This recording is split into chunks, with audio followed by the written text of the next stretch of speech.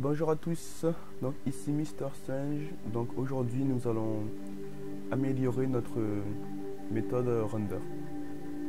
Alors donc on va sur framework. Alors là, qu'est-ce que je vois? J'ai une erreur au niveau de l'action là.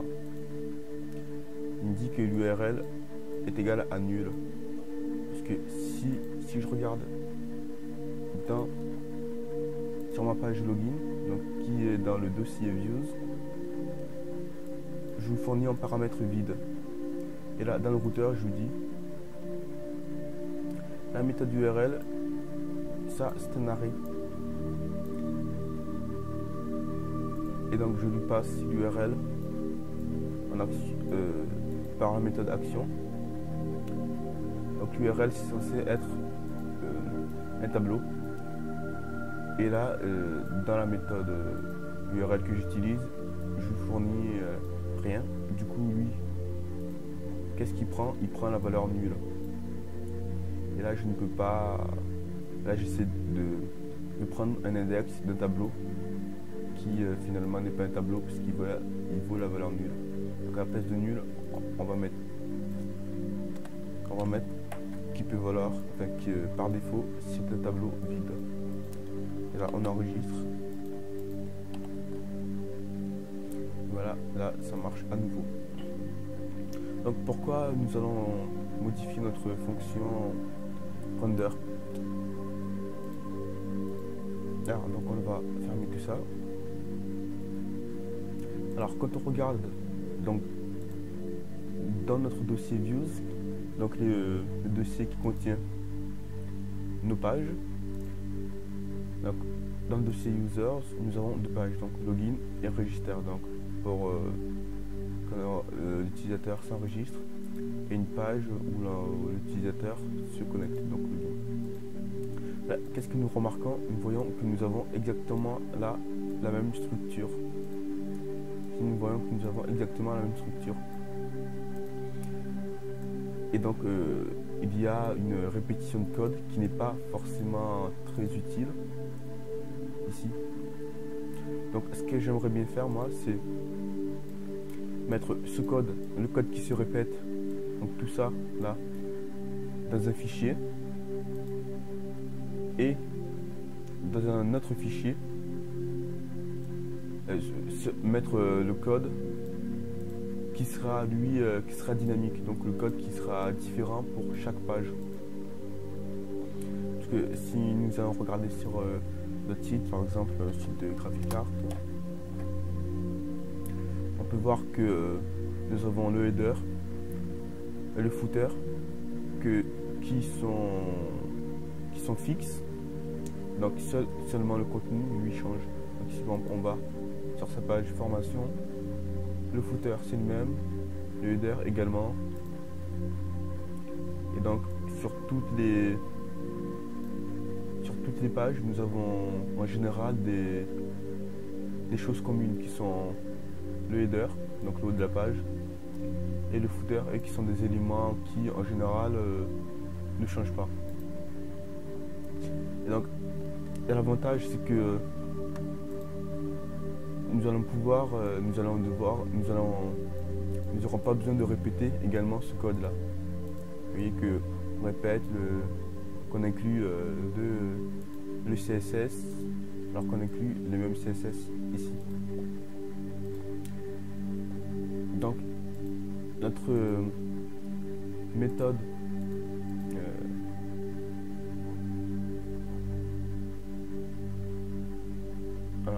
notre méthode render se trouve dans notre contrôleur principal. Donc il se trouve ici. Donc si vous vous souvenez bien, on a dans le dispatcher, on a appelé automatiquement l'action qui est en fait le nom de l'action, donc qui est également le nom du fichier.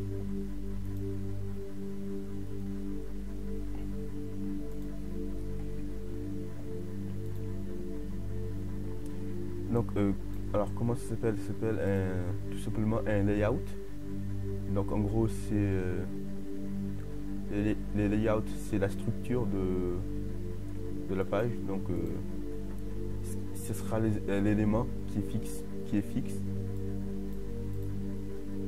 Et nous aurons à l'intérieur de ce layout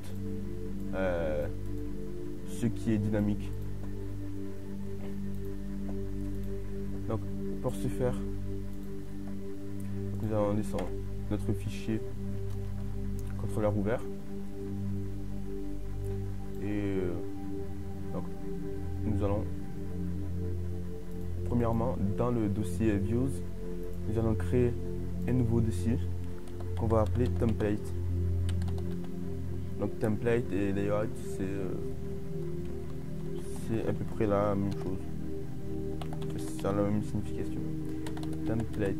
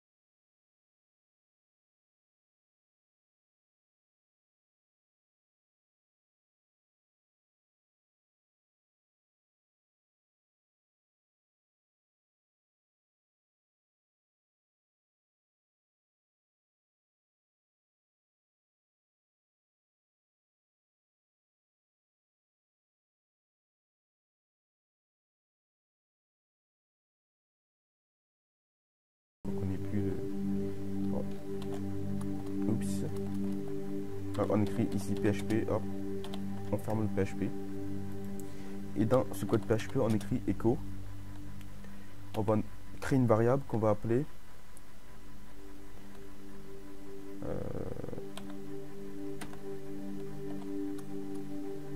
layout, par exemple, for page. Alors, je pense que le problème vient de la syntaxe, là, donc je vais hop. Alors ça m'a remis HTML, je sais pas pourquoi. Donc hop, PHP. Voilà. Alors je fais exprès d'écrire une variable qui est un peu longue, comme ça au moins on est sûr qu'elle est unique, quoi. Alors, bon, on peut laisser espacer. Donc hop, enregistrer. Donc moi ce que je vais devoir faire, ce qu'on va devoir faire, c'est premièrement inclure ce fichier là et deuxièmement inclure le contenu HTML que l'on veut, donc à la place de la variable, enfin dans la variable layout for page. Donc ce qu'on va faire de notre contrôleur, donc ça on va laisser le truc par défaut. Donc ce qu'on va faire, c'est qu'on va déjà créer une variable qu'on va appeler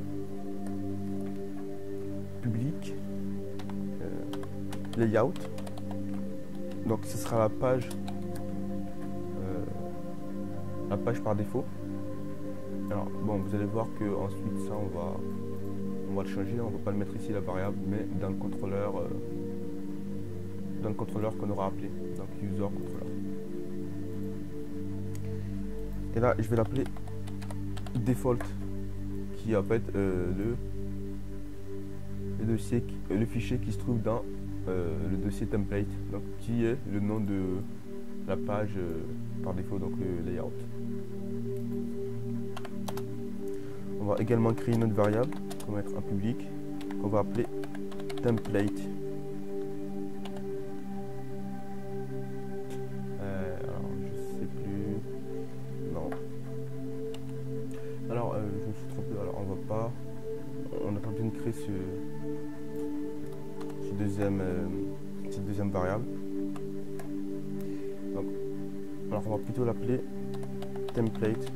Ce sera beaucoup plus parlant étant donné qu'on a nommé notre dossier template. Un template qui sera le template par défaut affiché. Donc en l'occurrence, c'est le fichier default.php.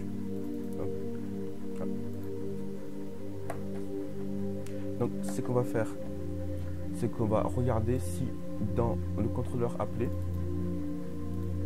nous avons une variable qui s'appelle template. Alors si nous avons cette variable, la variable template qui existe, et si elle est remplie. Alors donc comme je vous ai dit, alors cette variable, on va pas le mettre ici, on va plutôt le mettre dans le contrôleur appelé. Donc dans le public, dans user contrôleur. Donc, si on veut un template par défaut, il faudra tout simplement créer la variable template et mettre comme valeur le nom du template. Donc nous allons dans notre contrôleur. Ce qu'on va faire dans la fonction render, donc au début, c'est qu'on va vérifier si la variable contrôleur existe. Donc si if set this, alors si la variable template existe, je veux dire, et s'il est rempli, donc s'il est différent de vide, c'est très important.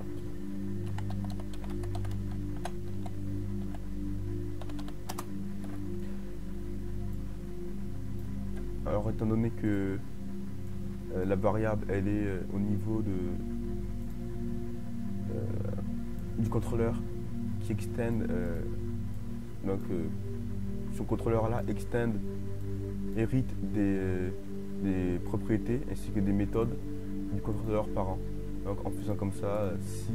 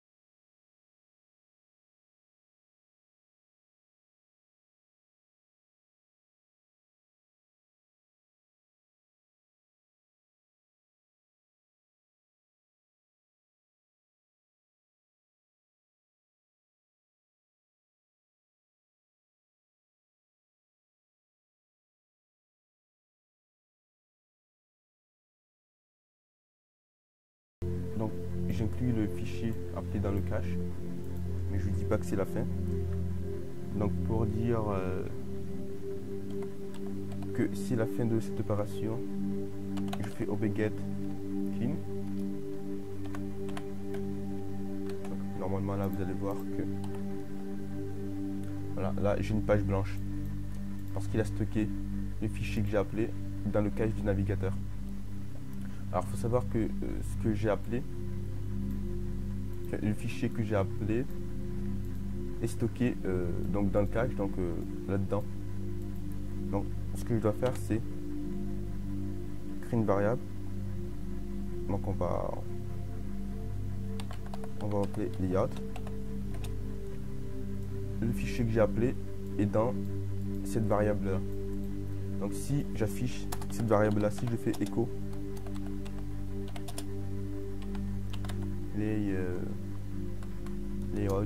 layout que j'ai mal écrit là, vous allez voir qu'il affiche le contenu. Donc le contenu de ça est dans cette variable layout. Alors ce que je vais devoir faire, c'est pas dire c'est pas l'inclure ici, mais l'inclure dans cette variable là. D'où la raison pourquoi j'ai créé cette variable. Donc, hop, je copie-colle, je vais dans le contrôleur.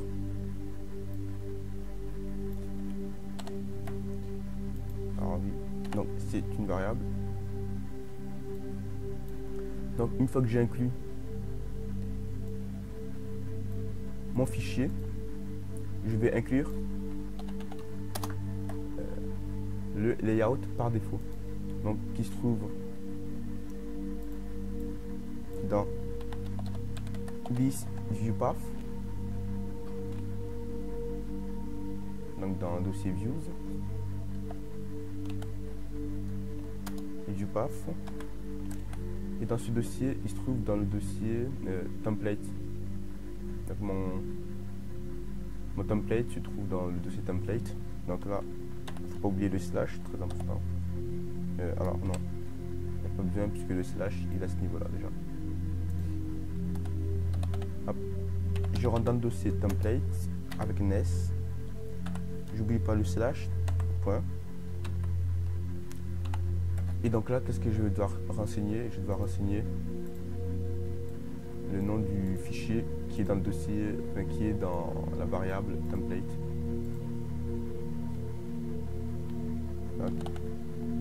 C'est this template, this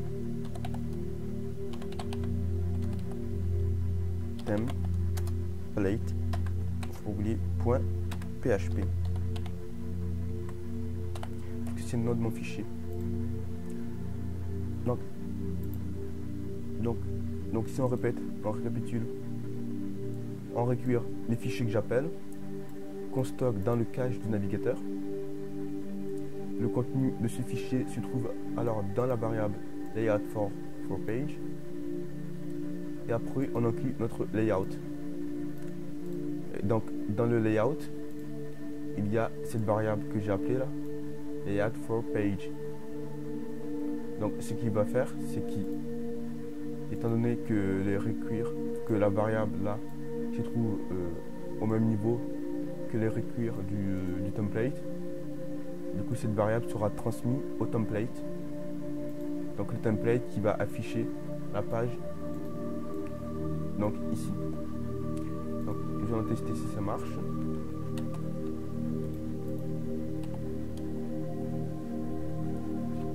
Alors évidemment, pour regarder s'il n'y a pas d'erreur. Alors oui.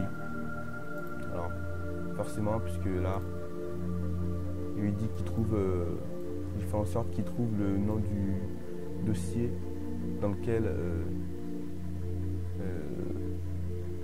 sont le contenu des fichiers. Et là j'ai donc par cette méthode là, j'ai trouvé le nom du fichier dans lequel est le contenu ce sont les pages appelées. Donc ici du coup le view path il vaut 10, il vaut views, users, et là donc je vais devoir mettre manuellement. Alors on pourrait faire un changement ici et tout, mais ça va être trop laborieux, donc on va préférer mettre manuellement le nom du dossier ici. Donc faut pas oublier le slash. Donc views, on en fout. Alors view, donc oui c'est bien ça, donc le nom du fichier.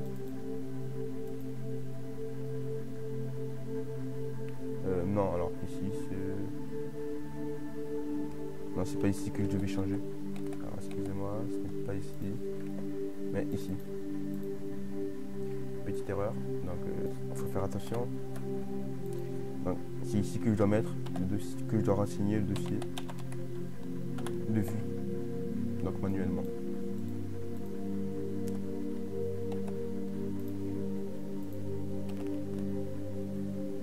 Et vous voyez, ça fonctionne super bien. Donc, on recueillir notre fichier qu'on stocke dans le cache du navigateur.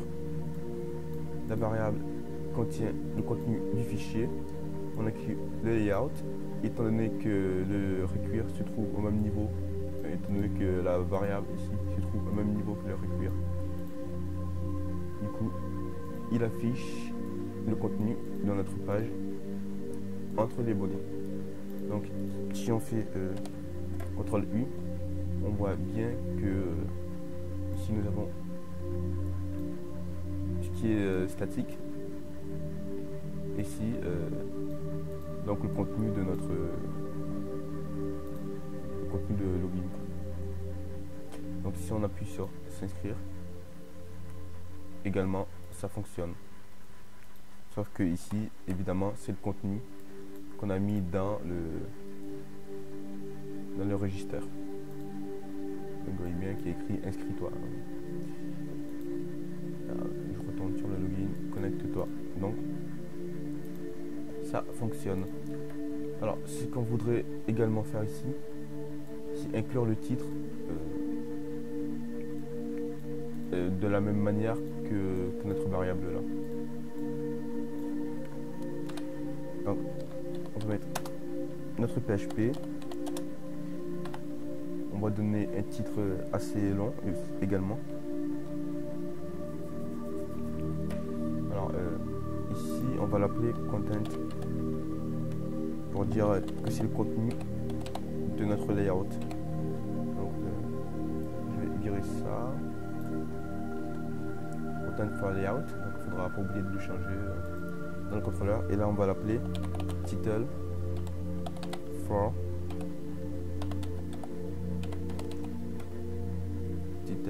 layout.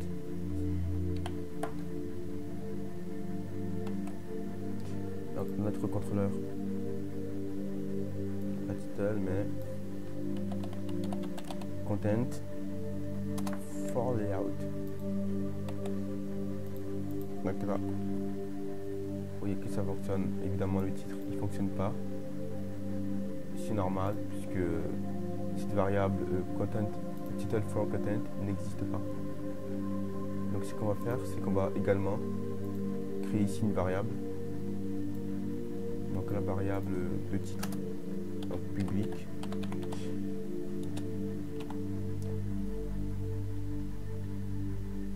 Alors du coup donc title for layout, et le titre sera donc faut pas oublier que le titre qu'on donne donc qu'on met à ce niveau là, c'est le titre du contrôleur, donc ce sera le titre commun de la méthode login et également de register.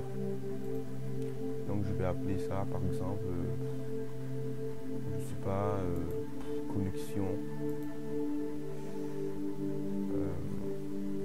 Bon, pour l'instant on va appeler ça connexion après vous donnez le titre que vous voulez, collection. Du coup, ici, ce n'est pas... Du coup, dans le default, ce n'est pas seulement this title for layout, mais this.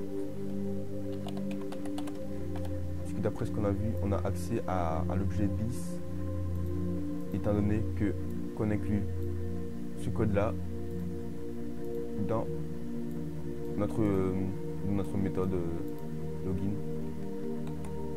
Alors, j'ai pas fait enregistrer donc.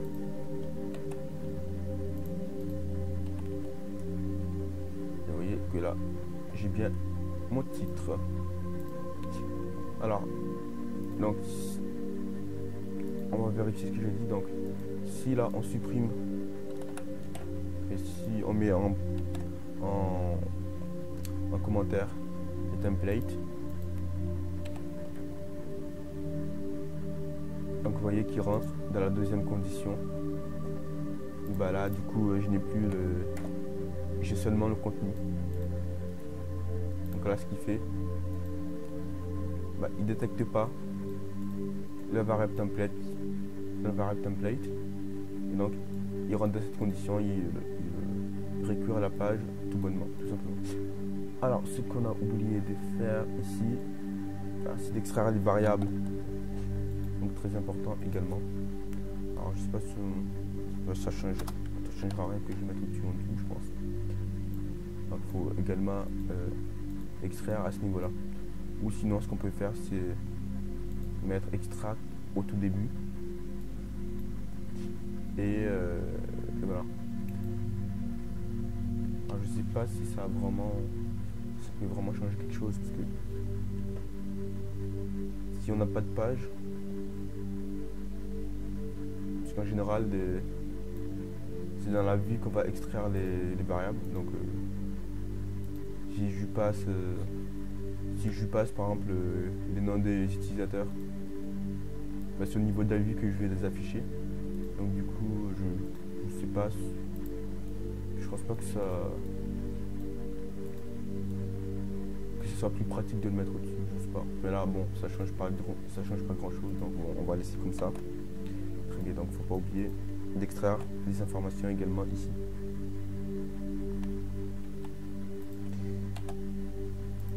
Donc voilà. Alors on va faire des petits tests pour voir si tout fonctionne correctement. Donc ce qu'on va faire, c'est qu'on va... Là, je vais tester. Si je mets template sans rien, je ne devrais pas avoir d'erreur. Parce que là, c'est bien pour cette raison que j'ai mis. Tu vérifies si la variable existe et s'il est rempli. Donc donc effectivement la variable template existe, mais il n'est pas rempli, du coup il rentre dans le else.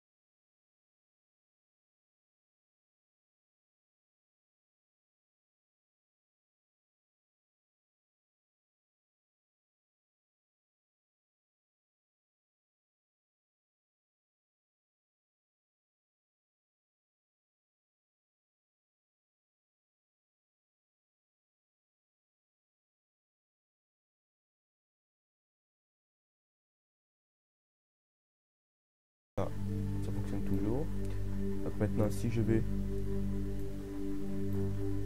dans la méthode login et que j'enlève le set, là, ça refonctionne de nouveau. Alors, je crois que c'est tout ce qu'on devait voir dans ce tutoriel. Donc, il faut oublier ça. D'ailleurs, lui, ici, je l'avais fait. Donc, dans cette condition-là, dans le if, donc si le fichier existe, il va faire ça. Dans le cas contraire, alors il n'y a pas vraiment de raison que ça ne... Ah, si le fichier n'existe pas, donc si le fichier... Donc toujours si le fichier qui est l'action n'existe pas, du coup, je lui envoie une entête HTTP. Enfin, une entête 404. Excusez-moi. Voilà, donc on va laisser l'espace pour séparer un peu. Voilà, c'est vrai. Voilà. On va essayer d'avoir un code à peu près propre, correct. Voilà. Donc, on va mettre un petit espace ici. Alors ça, on pourrait mettre très bien ici, comme on peut très bien le mettre après l'OB start. Donc, on teste. Ah, aucun souci. Alors, je préfère le mettre au-dessus, comme ça.